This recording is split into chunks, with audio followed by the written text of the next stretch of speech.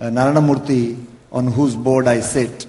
Unfortunately, Murthy could not be here because he's indisposed, and actually he just sent an email to all of us, saying that he was very, very sorry he couldn't do it, and say he's still in Delhi, still indisposed, and hopes to get better. But also, it gives me great pleasure this evening, to introduce Chanda Kochhar, who kindly agreed, to be the moderator of this session. Normally, she's used to being the person who's interviewed. But I asked her, I said, wouldn't it be better if you were the moderator of this session? And, of course, I sit on Chanda's board as well, ICICI Bank. And so, Chanda, on behalf of TiE, I should say that ICICI Bank has been our single largest supporter of TiE since we came to India. They have consistently, helped us grow our network. So on behalf of TiE, thank you very much. With Chanda on the panel are, and I'm not going to, just going to mention the names, Shantanu Prakash, EduComp, Shekhar Gupta, of course, all of you know, Chanmajay Sinha from Boston Consulting Group, and Neelam Dhawan from HP. Chanda, it's all yours. Thank you, Sridhar. And as you said, it feels better to ask questions rather than answer questions. So, well, we're really talking about building India, and we have a great set of panelists here. I'll just put the whole topic in perspective. I think if we talk of enterprising India and building India of the future, if we spend a minute on the India of the past, I think we can break India's history into three phases. The phase up to the 1990s, which was more of a license Raj. Then was the decade of 1990s, where we started the economic reforms, but our rate of growth was still the Hindu rate of growth. But then came the decade of the 2000s, where actually the impact of reforms started getting seen. The entrepreneurial capability or potential of India and of the people of India, all like you, really got seen during that decade. We changed the structure of our economy. Services became a much larger proportion of our economy and GDP and so on. And that is where, while we started the decade with about 5.5% rate of growth, we ended the decade at almost about 8.5–9% rate of growth.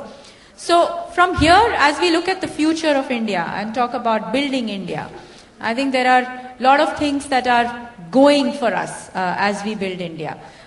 What we need to really do is look at investments in manufacturing and infrastructure, because that is how we will build our nation.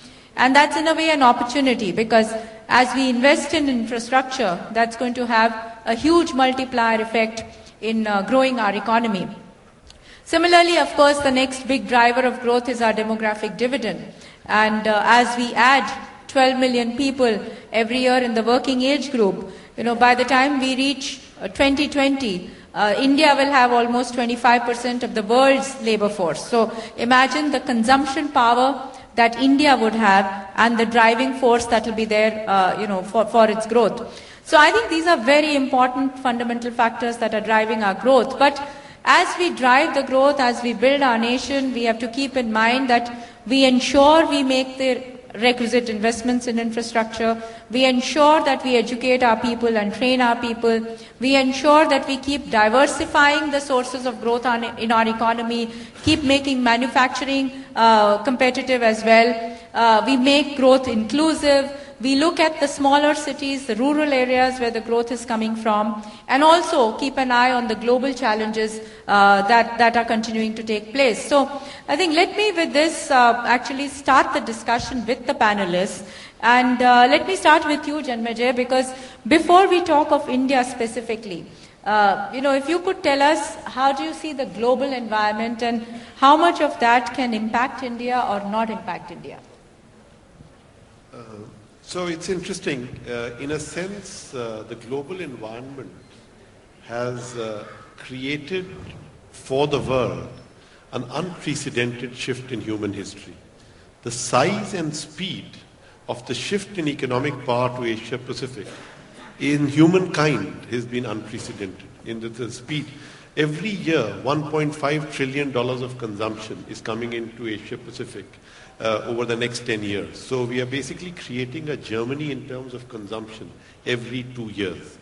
So the crisis, which has actually both hit the US and Europe in a sense, has created uncertainty and doubt. In the US, as long as unemployment remains where it is, and in Europe, as long as the sovereign debt crisis is what it is, the need to actually invest in places is like Asia Pacific and especially India are very high. In fact, the other day I met Akhil Gupta, who said last year Blackstone put 25% of their money in India.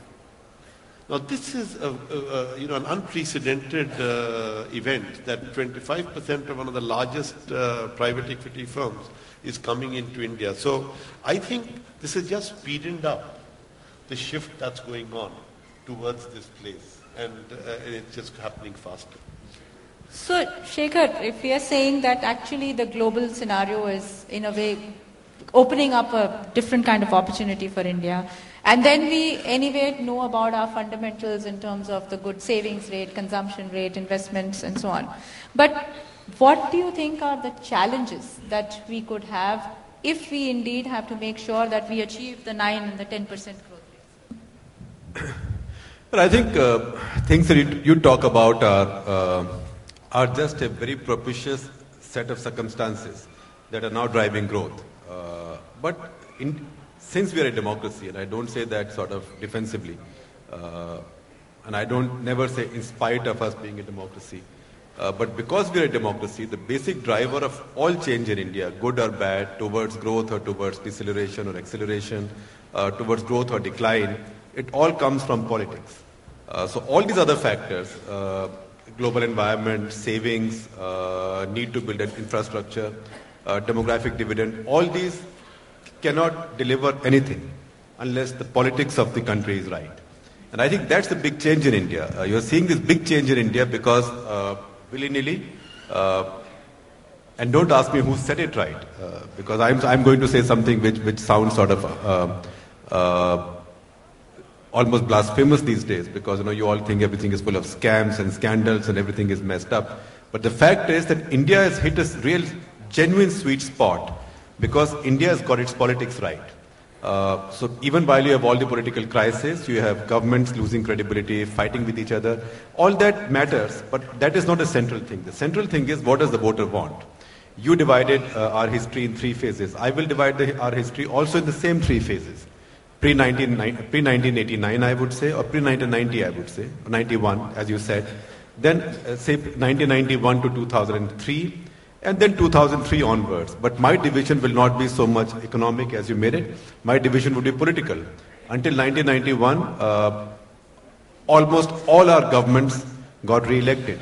70 to 80% of Indian sitting legislators got re-elected, and we got 2%, we got the Hindu rate of growth. From 91 onwards, our government started to get defeated. So a time came when nearly 70% of our sitting legislators got defeated, and we got about 4 or 5% or 6% average growth. Then we came to a situation now, which is the current phase, exactly coinciding with your 3 phases, when nearly 52% of our sitting legislators get re-elected, and we've got 8 to 9% growth. How did that happen? And what is the connection? What is the nexus with politics? Nexus with politics is a simple one. As long as our politicians knew that they will get elected no matter what happens. That was the Congress era. So Congress Raj coincided with the license quota Raj. If you got elected anyway, where was the need to bring about any change or to deliver on anything? Second phase was when politicians started getting defeated. And they said, good God, no matter what I do, I don't have any chance of getting re-elected. So let me steal whatever I can steal when I have power, and then I'll see what to do. Because 5 years later, there will be court cases, and there will be jail sentences, and there will be FIRs. I'll have to fight them, let me keep my money. But now, 2000 onwards, and I think this is a phenomenon that began to really confirm itself in 2003 with assembly elections in 4 of our key states, Madhya Pradesh, Rajasthan, Chhattisgarh, and Delhi. Suddenly the politicians realized that if they performed, they would get re-elected. And that's brought about a big change in India, because politicians now know, I perform, I get re-elected. And what is perform? Perform is I have to build roads, provide water, I have to build power plants, I have to now bring in education, I have to provide jobs. So that is why India has hit this sweet spot internally. And this has only happened because India's voters have now become aspirational.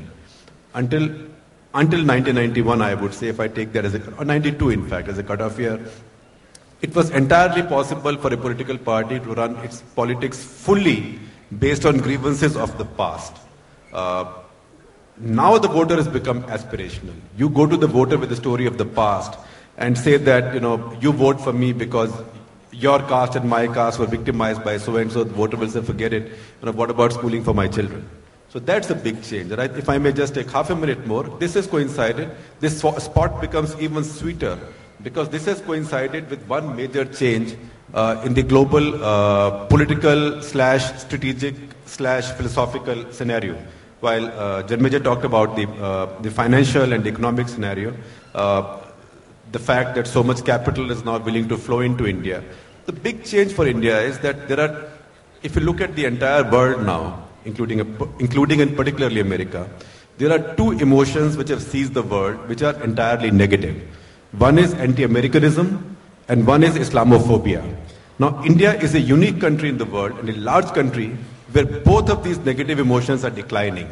Anti-Americanism is declining in India and Islamophobia is declining in India. So India, as a very chaotic but a very functional democracy, which is growing at such a high rate, peacefully, it's at peace with itself, has these two major negative emotions in the decline. So India also then becomes a calming power in the world. So around the world, this adds to a larger appreciation of India. That's why you find, in spite of the scandals and everything, in spite of Arvind Adiga, India hasn't had such good press. Sometimes we worry that global media can find nothing wrong with India.